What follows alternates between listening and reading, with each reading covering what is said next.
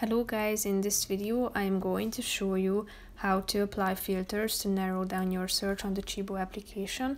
But first I just want to mention, don't forget to subscribe to my channel, because at 10,000 subscribers I am going to show you my whole YouTube revenue statistics and growth strategy, how to make money online. Now let's jump into it. First of all, open the application on your phone. After that, tap on the wishlist button down below, which is the fourth option. After that, tap on the search bar at the top and then type in the name of your product that you are looking for. After that, you should click on this filter button in the middle of the screen, and you can sort by relevance, what is new, what's on sale. You can also sort by the price, by the size. You can choose the color as well as the material that can be selected.